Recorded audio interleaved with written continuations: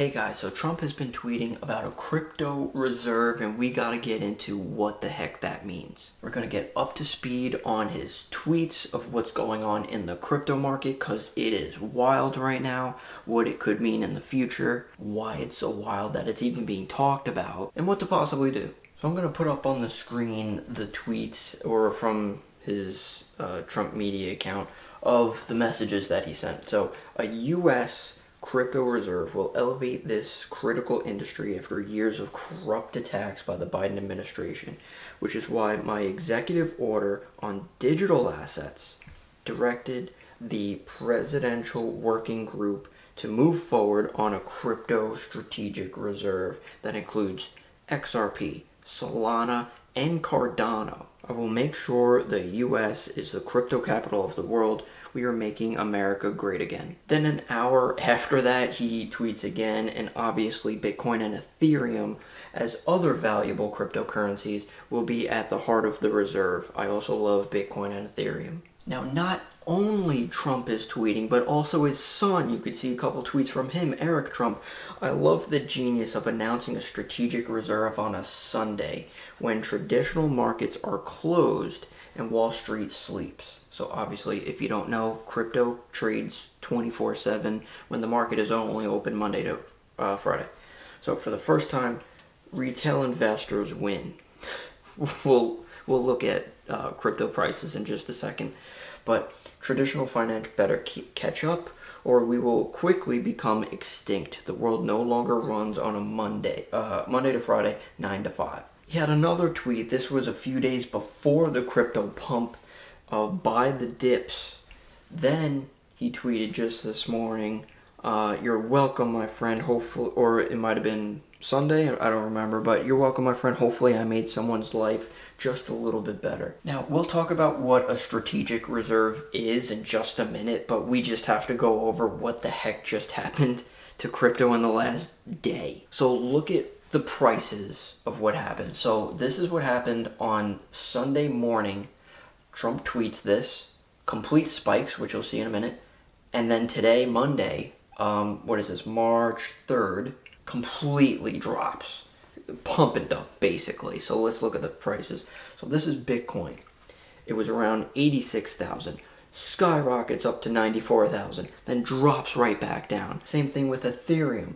Around 2,200, shoots up way past 2,500, and then drops right back down. Solana, you could see it started around 140, shoots way past 170, and drops right back down. XRP, around 225, shoots up over 290, drops right back down. And same thing with Cardano, you could see it was under 70 cents, jumps up to over $1, and then it's retracing again. Needless to say, this is kind of sketchy behavior. I'll say what people are thinking. Essentially, a bunch of people knew that Trump was going to tweet this. They bought in, wrote it up, and then once it was up, they dumped it and made a bunch of money, leaving probably a lot of retail investors holding the bag and losing a ton. And yes, you only lose a ton if you sell technically. So those are the tweets.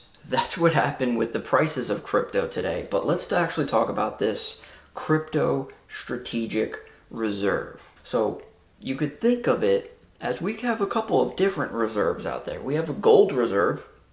We have an oil reserve. So it's just holding different assets in a reserve. And then, like, for example, what would a crypto reserve do if they hold a bunch of crypto in this reserve?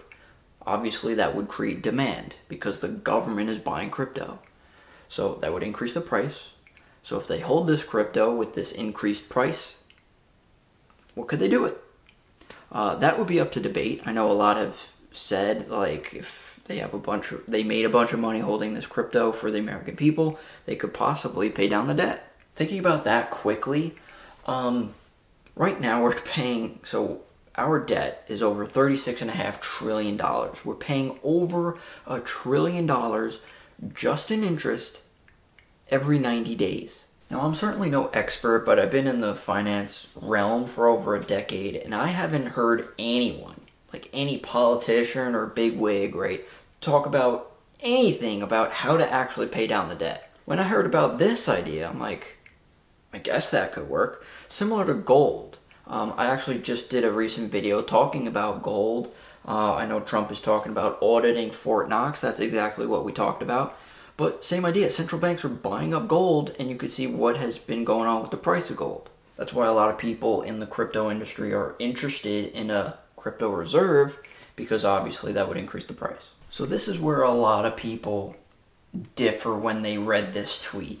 Is, sure, it makes sense for Bitcoin, but why add the other ones, like Ethereum, Solana, XRP, Cardano, and all those guys, right? Now, I read one tweet, it was actually a pretty interesting idea of it's The Art of the Deal, the book that he wrote decades ago, and his strategy is, what he does is he kind of like overpromises or overshoots something, and then retraces his steps to get what he wants. For example, like a tariff of, he wants 25%, he has this outrageous number and then might walk it back down to 10. So he still gets some tariffs in. Not saying I agree with that or not, but that could be an idea. Same thing with this crypto reserve. He's asking for all these different cryptos, but maybe might walk it back to just Bitcoin. Will that actually happen? I have no idea, but it's an interesting concept. So first, we also need to separate Bitcoin from crypto.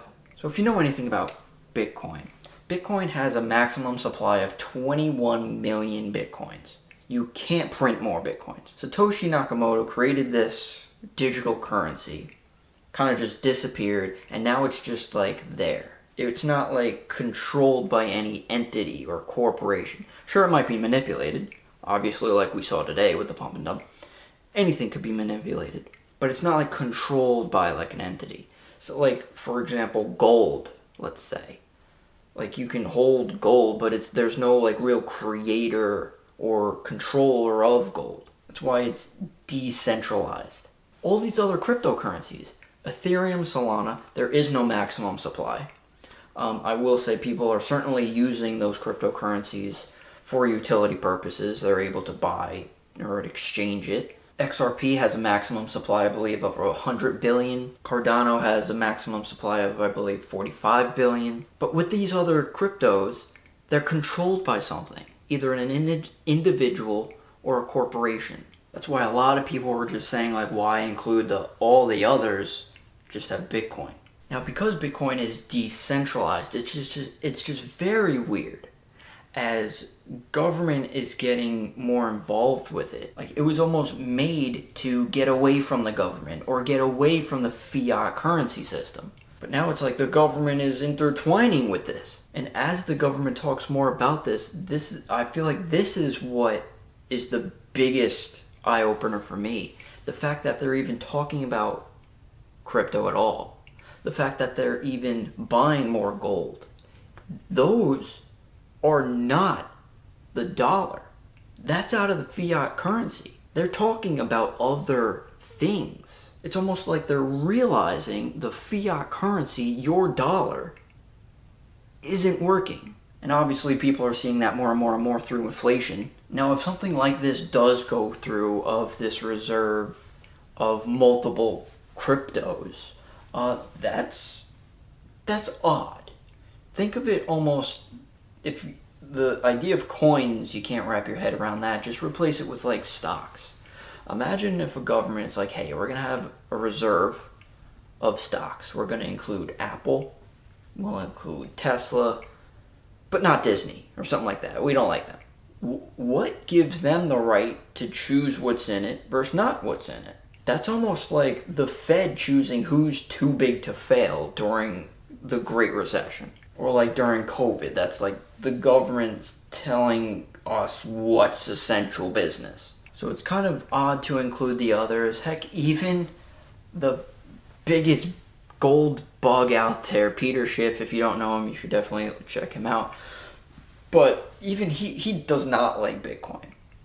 And he tweeted, I might not like Bitcoin, but I would understand why someone would want a Bitcoin reserve. Why include all of the others when you could just have Bitcoin? And it seems like a lot of different things are going on at the same time right now. Could it be because they're trying to fix or either get away from fiat currency. So what to do next, that would really have to be based off of what your goals are, your risks and everything. Disclosure, I just turned 32. Yes, I do hold Bitcoin. I do hold gold. I think everyone should prepare for really anything. I mean, if you want the real answer of what we should do, look at our country, for example, of the amount of debt that we have. And it's clearly not working. People are struggling. If you want the real answer, you should probably get out of debt if you're in it. We'll definitely have to keep an eye on what is going to happen with this Bitcoin reserve or crypto reserve. Because as you look further down the line, because there's only that 21 million Bitcoin, what if other countries get involved and they start buying? And all these countries are price agnostic and they don't care what the price is, so they keep buying and buying and buying and buying. And at some point, that supply is just very limited and people can't buy anymore. Now that's a FOMO argument, fear of missing out, and then that's why people just rush into it, and then who knows, it's going to crash like it did today. So definitely be aware of the risks out there. Think of ways of how to get ahead of the fiat currency system, because there's going to be inflation. The Fed tells us there is inflation. So it's just going to decrease our purchasing power in the future. It's going to affect us and our children. So hopefully that kind of helps explain what the reserve is, what it could possibly do, what's going on in the crypto industry. And I think it's important to understand it, whether you agree with it or not, to have an understanding of what's happening, because it is pretty big. And if you have any other insights, definitely leave them down in the comments below. What do you think of the pump and dump? Remember to invest for the long term at least, and I'll see you guys in the next one.